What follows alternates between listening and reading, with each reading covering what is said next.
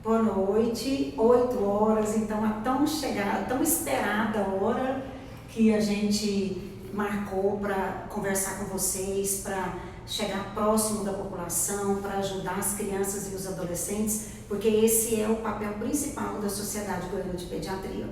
Então nós estamos aqui na nossa primeira live. A Sociedade Goiana de Pediatria tem a honra de convidar a doutora Luciana dos Anjos França, que é uma ginecologista muito bem famosa, indicada, é uma excelente ginecologista e obstetra, uma pessoa que a gente confia os nossos adolescentes. Então nós estamos aqui hoje para tirar as dúvidas de vocês a respeito da gravidez na adolescência, para que a gente se una para combater a gravidez na adolescência, possa diminuir os índices de gravidez. Então, fiquem à vontade, mandem perguntas ao vivo, que nós vamos responder na medida do possível todas. Se a gente não conseguir responder todas, a gente depois responde offline e deixa publicado também. Então, doutora, gravidez na adolescência é comum? Você recebe muito nos consultórios, você vê muita adolescente grávida? Hoje em dia tem diminuído. Então, assim, até 2018, a taxa do Brasil era um índice superior ao da América Latina. Agora, pelo menos, a gente está equiparado à da América Latina e tem reduzido em torno de 36% a taxa de gravidez na adolescência. Mas ainda assim é um número muito alto e que a gente tem que trabalhar para abaixar essa taxa. Que bom que tenha baixado, né? Mas realmente o nosso papel ainda não terminou, né?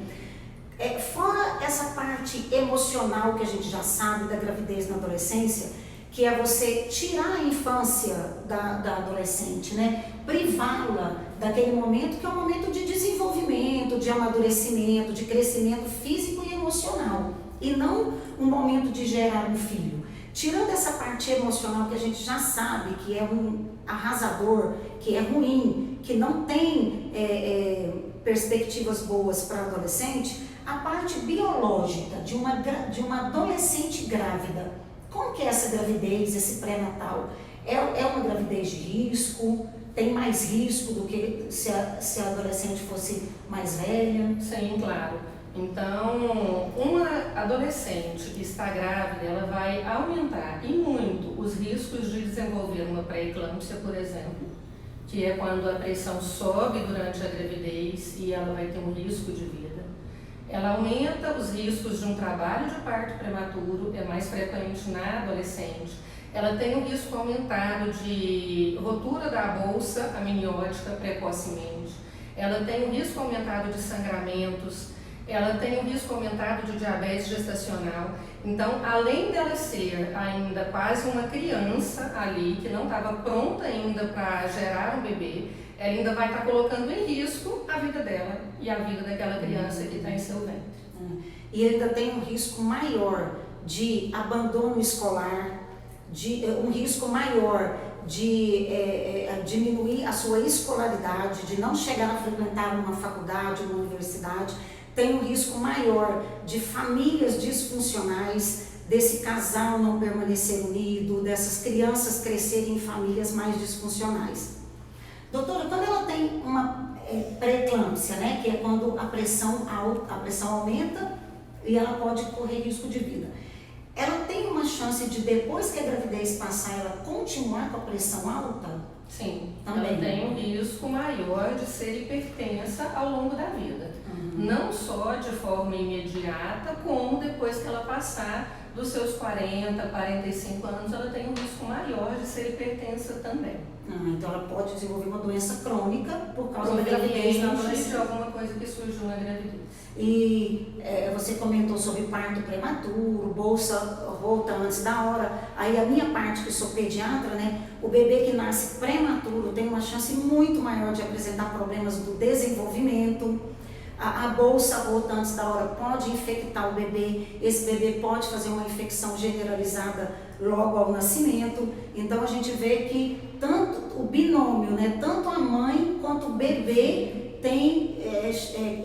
estão sujeitos a problemas graves, né, doutora Luciana? Não é Não é uma coisa assim que, que pena, apenas ficou grávida na gravidez. Não, vai arrastar aquilo para o resto da vida dela, com problemas físicos, né, orgânicos, emocionais e às vezes até problemas físicos no bebê, né, por ter sido um bebê prematuro. Então, realmente é uma condição que precisa ser combatida.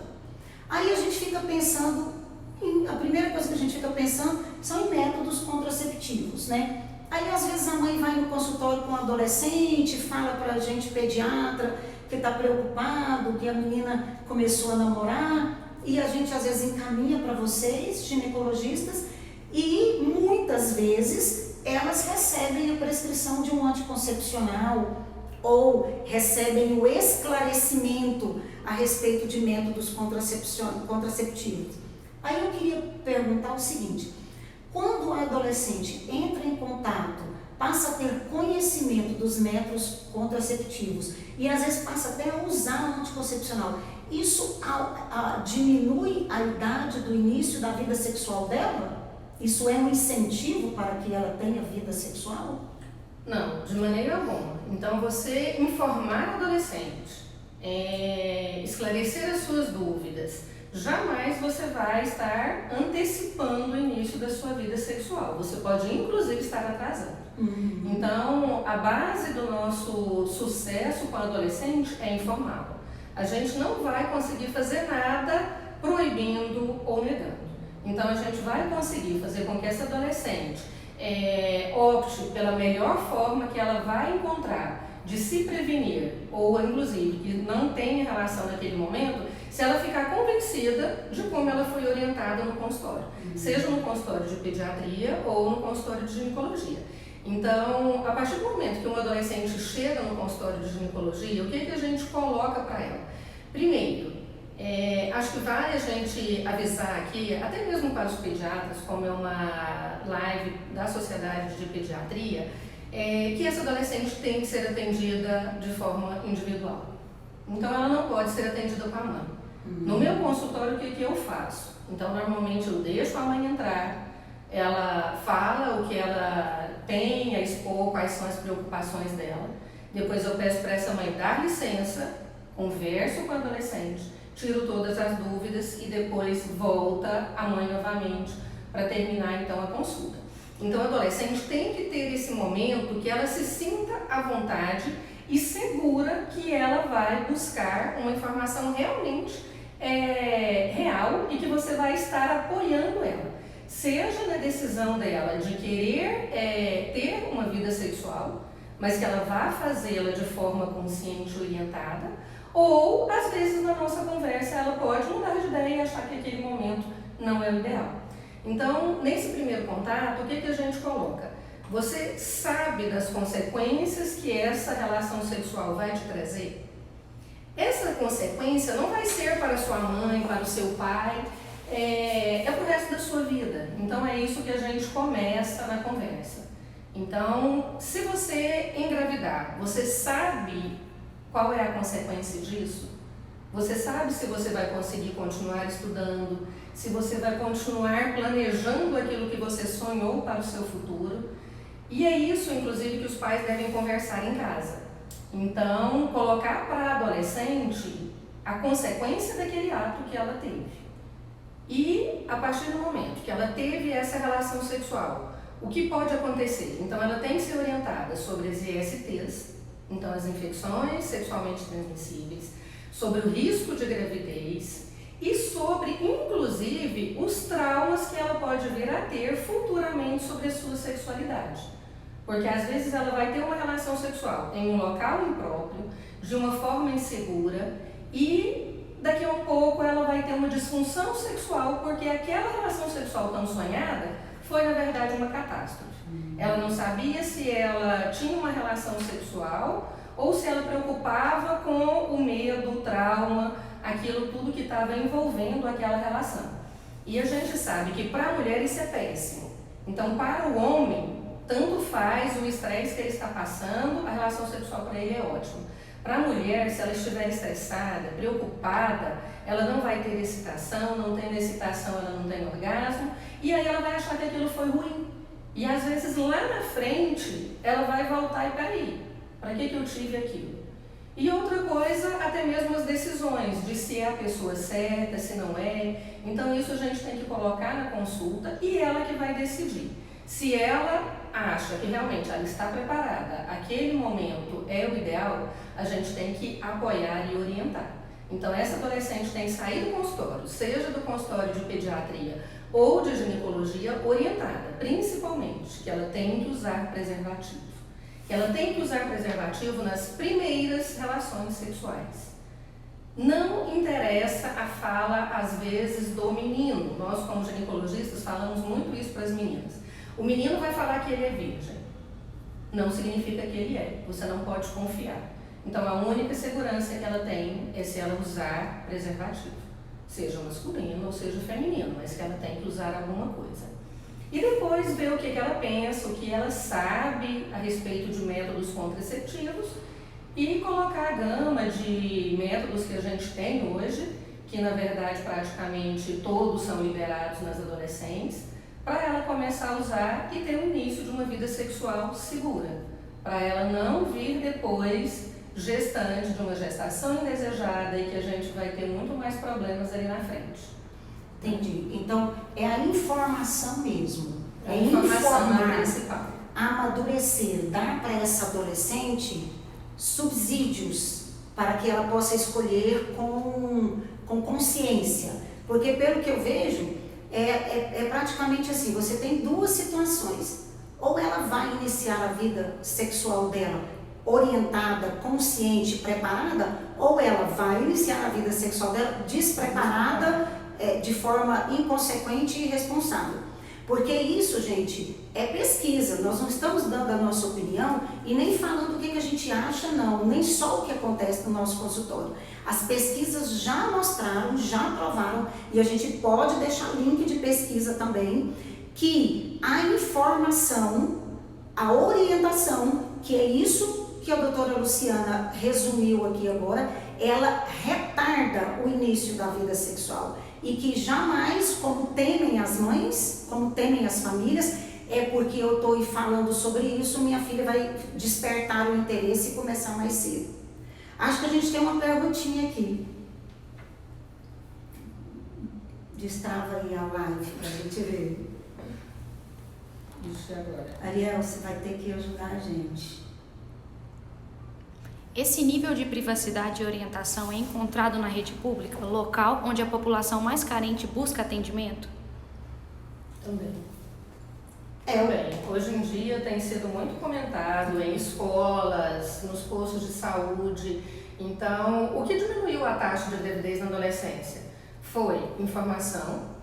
Então, o adolescente hoje ele já é orientado, inclusive nas escolas, que ele tem como evitar a gravidez. Tem disponível na rede pública também métodos contraceptivos e isso foi a principal base para diminuir o número de gestações nas adolescentes. Então, por isso que hoje a gente tem 36% menos de gestações em adolescentes que em 2018, por exemplo, num intervalo de tempo muito pequeno. E isso também, assim, é um modelo ideal, né? As famílias têm que reivindicar seus direitos. Na rede pública é para se praticar essa atitude. Não está sendo praticado, busca, denuncia, porque as adolescentes de todos os níveis socioeconômicos têm direito a isso, né? Então, na verdade, assim, inclusive a gente está aí recentemente com uma polêmica que atingiu até o governo federal, né?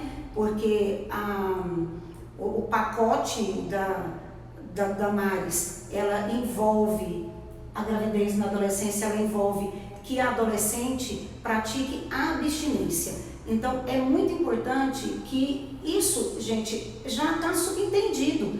É claro, como a gente começou a conversa dizendo que os prejuízos são também emocionais, psicológicos, a doutora Luciana disse que às vezes ela depois pode ter problemas físicos, com a sexualidade também, então já está subentendido. É claro que o ato sexual na adolescência não é incentivado pela Sociedade Brasileira de Pediatria e nem pela Sociedade Goiana de Pediatria.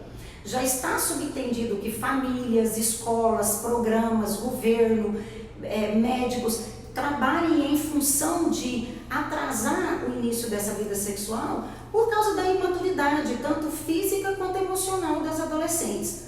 Mas que esse não é o melhor método que as pesquisas mostram e que dar a informação para a adolescente não adianta, não desperta, não precisam ter medo de levar conhecimento, de levar preparo para os seus filhos e para os adolescentes, porque isso é o mais importante. Às vezes a gente acha que a gente vai evitando conversar com o adolescente. Com frequência a gente vê mães que chegam no consultório falando: não, eu sou completamente aberta, eu trouxe a minha filha porque se ela quiser iniciar a vida sexual, você pode passar contraceptivo, eu sou aberta. Quando a adolescente fica sozinha, ela fala que na verdade não é bem assim, que ela não tem segurança de conversar com a sua mãe. Então talvez aí a importância de estar levando essa adolescente para um especialista para estar tentando orientá-la. Porque, na maioria das vezes, essa adolescente já iniciou a vida sexual. O que acontece é que a mãe não foi informada. Se a gente pegar estatisticamente hoje, 1/3 dos adolescentes iniciam a vida sexual abaixo dos 15 anos de idade. Então, abaixo dos 15 anos. Pensem vocês, é um número muito alto ainda e que o ideal é que esse número passe dos 16 anos. Então, que a vida sexual do adolescente inicie após 16 anos. E a gente só vai conseguir isso através de informação. Então, você tem que orientar essa adolescente ao máximo possível para a gente tentar atrasar cada vez mais o início dessa vida sexual da adolescente. Então, uma idade de 16 anos para cima já é uma idade onde ocorrem menos problemas. A gente vai ter menos complicações, mas ainda tem. Qual é o período? Então é lógico que se eu pegar uma criança, porque é praticamente criança ainda, né? Mas uma adolescente de 12 anos, grávida, ela não vai ter nem o seu corpo direito formado. Então ela vai ter muito mais dores, ela vai ter mais risco de trabalho de parto prematuro do que uma menina de 18 anos. Mas essa menina de 18 anos já fez todo o planejamento que ela tinha para a sua vida? Não teve, então também não é o ideal. Mas quando ela inicia a vida sexual abaixo de 15 anos, se ela for orientada, a gente pelo menos consegue atrasar a gravidez. Se ela não for orientada, ela vai continuar iniciando precocemente. O que vai acontecer é que ela vai estar despreparada, a gente vai ter um número maior de, por exemplo, câncer de colo, porque vem do HPV. E hoje, inclusive, eu escuto no consultório com frequência mães falando que não vão deixar os filhos vacinarem contra HPV porque ela vai estar liberando aquele adolescente para iniciar a vida sexual. E eu costumo brincar com ela que ela esquece que quando a criança nasce, ela administra a vacina de hepatite B.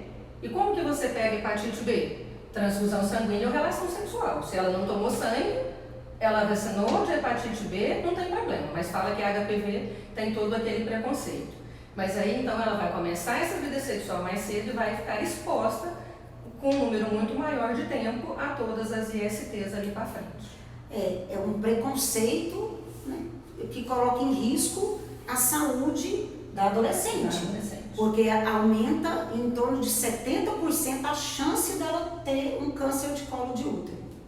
A adolescente tem mais chance de engravidar do que a mulher adulta? Deixa a ginecologista responder. Adolescente tem mais chance de engravidar do que a mulher adulta? Sim, depende muito da idade. Então, se você está comparando uma adolescente ali no início, logo depois da puberdade, ela vai ter ciclos anovulatórios. Se ela tem ciclos anovulatórios, a chance de gravidez é pequena. Mas passou 1, 2 anos depois da primeira menstruação, ela já começa a ter ciclos ovulatórios e ela ovula com mais frequência do que uma mulher depois de 33, 35 anos. Então depende muito de qual faixa etária a gente está comparando. Então se você está comparando uma menina de 16 anos, ela vai estar mais ou menos equiparada à taxa de gravidez de uma menina de 20, 25 anos. mas ela vai ter uma taxa de fertilidade muito maior do que uma mulher depois de 35 anos, por exemplo. Ela é mais fértil, né? Ela é mais fértil, ela tem uma reserva ovariana muito maior, porque a gente nasce com os nossos óvulos. A mulher nasce com os óvulos e eles vão se perdendo ao longo da vida. Então, ao nascimento, milhões de óvulos são perdidos e, novamente, outra grande porcentagem é perdida na primeira menstruação. E eles vão se perdendo ao longo da vida. Então, quando a mulher entra na menopausa, por exemplo, ela não tem mais esses óvulos e, por isso, ela já tem dificuldades, já não consegue engravidar mais. Então, quanto mais jovem, maior a reserva ovariana, quanto mais o tempo passa, menor essa reserva, maior a dificuldade dela estar engravidando. Doutora Luciana, qual é a idade ideal da mãe levar a sua adolescente para iniciar as consultas ginecológicas? Nossa, isso é uma pergunta muito difícil. Na verdade, não tem essa idade. Depende de cada adolescente. Não, assim, menstruou, não precisa já começar as consultas? Não necessariamente. Tem adolescente que menstrua, mas você vê que aquela menina, ela é criança de tudo. Ela não tem namorado, as amigas não têm namorado, ela está num meio que a sexualidade não chama atenção. Então essa adolescente não tem necessidade de estar indo de imediato no ginecologista. Agora, aquela adolescente que, por outro lado, ela já convive com mais adolescentes que têm namorados, ou ela manifesta interesse em ter um namorado, você vê que ela já busca ali alguma coisa para a sexualidade, essa adolescente tem que ser encaminhada. Mas então qual é o melhor momento de ter essa conversa franca, instrutiva para adolescente? Assim que ela menstruar. Sobre gravidez, sobre métodos anticoncepcionais. Assim que ela menstruar, essa adolescente já tem que ser informada. A gente sabe que pode acontecer gravidez antes da primeira menstruação, mas essa gravidez antes da primeira menstruação, ela vai ser ali próximo do período que ela iria estar menstruada. Então, ela já teve o estirão da puberdade, ela já teve o desenvolvimento sexual e é ali que ela vai começar a manifestar interesses sexuais. Então, nesse momento, essa adolescente já tem que ser orientada. E primeiro, de preferência, pela família. Então, a família já tem que começar a conversar com essa adolescente e, gente, coloca a responsabilidade para ela. Então, assim, eu costumo brincar muito com as adolescentes. Você acha que a sua mãe vai cuidar do seu filho? Não vai. Ela vai cuidar financeiramente do seu filho, mas ele é seu filho a vida inteira. Então, a gente tem ex-namorado, ex-amigo, vários ex, mas a gente não tem ex-filho. E por mais que você tenha uma ajuda financeira, porque ela vai precisar naquele momento e ela sabe que ela vai ter um suporte, mas ela vai ter que levar aquela criança o resto da vida. Então, às vezes, quando você coloca isso no colo da adolescente, ela pensa, será que eu estou na hora? Será que eu realmente estou preparada para essa responsabilidade? Ou não? Então, já nesse início, ela tem que começar a ser orientada. O que os pais podem fazer caso tenham muita dificuldade em conversar sobre sexo com os filhos? Sobre sexo em geral e com meninos e meninas, né? Eu acho que é um papel que primeiramente tem que acontecer no seio familiar mesmo. Nas escolas eles recebem educação sexual, nos consultórios médicos eles recebem, mas em primeiro lugar tem que vir uma orientação domiciliar mesmo. Principalmente porque essa orientação, ela difere de um para o outro, em termos de cultura, de práticas religiosas, de próprias concepções. Então, os pais têm que se responsabilizar por essa educação sexual dos seus filhos. É difícil para todos, difícil para mim, que sou pediatra, para a doutora Luciana, que é ginecologista. Quando a gente senta diante dos filhos da gente, a gente encontra dificuldades mesmo, às vezes mais com um do que com o outro, mas é preciso contornar essas dificuldades, ter coragem mesmo.